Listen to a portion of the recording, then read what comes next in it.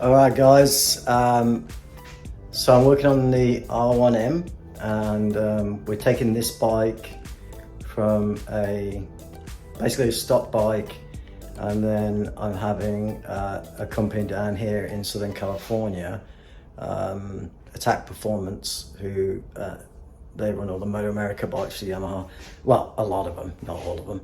But so I'm working on this, and I'm doing a few different things. So right now I'm just putting a full Akra exhaust system on it, and I was gonna Joseph at Attack do a lot of the work for me, but I wanted to try and do some work myself.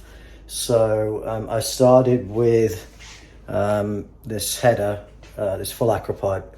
I'm just going to switch over cameras real quick.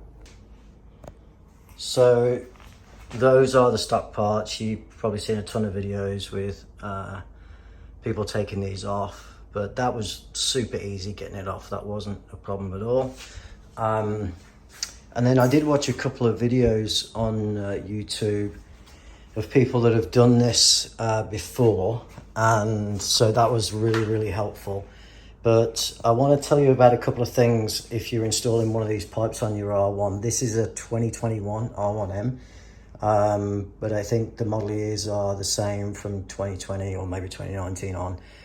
So what I saw in a couple of videos is that this pipe, the headers connecting to this piece here, was going on in all one piece, and I struggled with that, so I took this piece off and then mounted the headers here first.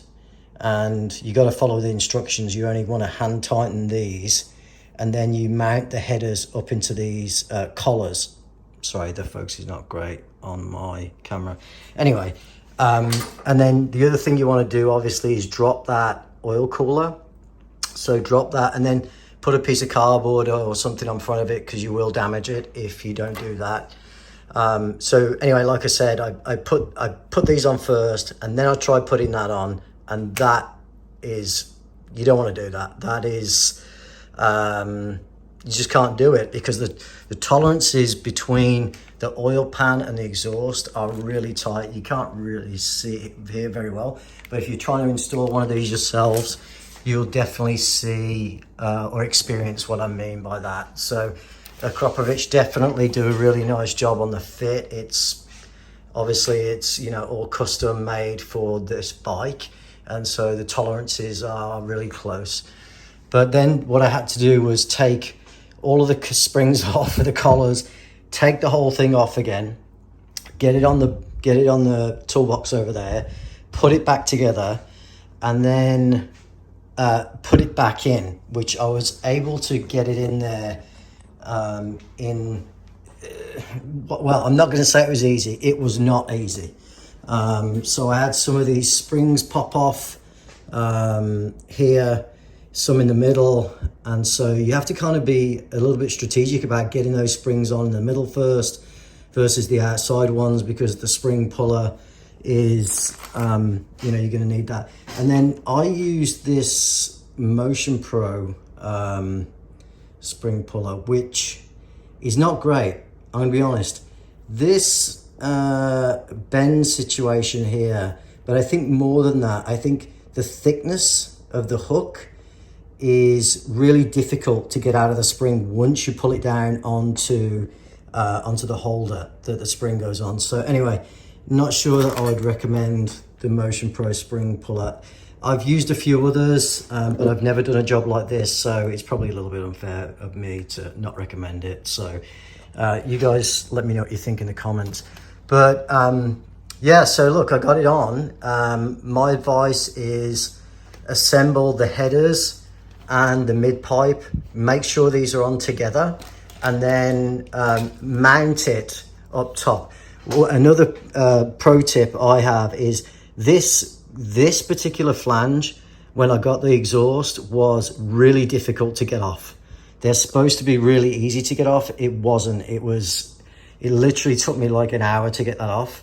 And so what I ended up doing was I ended up putting this flange on, taking these nuts off, putting the headers into the other flanges in the bike, and then I had this flange on the header.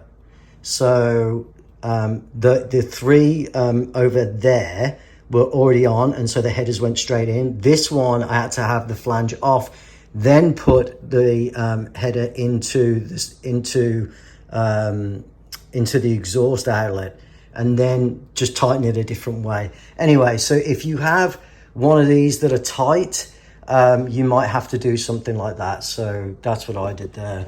But I just cleaned it all off with contact cleaner, and make sure I've got no fingerprints on it, so you know, they don't burn in. Obviously, if you get oily fingerprints on there and then you get the bipot, you know that they're going to be stuck on there. The other thing is, so obviously make sure you clean it all off. I use contact cleaner. Actually, WD-40 is making contact cleaner, and it's perfect. It's like the other stuff that's like 3 times as expensive. So I got that from Amazon. And then, not sure if I mentioned it, but just in case I didn't, you've obviously got to drop the oil cooler. I would definitely recommend putting something on the front of the oil cooler, because you definitely will damage it, because you're up in here trying to pull those springs through. It's really tight. It's really, really tight. So the only thing I've got left to do now is just I've got to torque the bolts to factory spec, and then I'm done.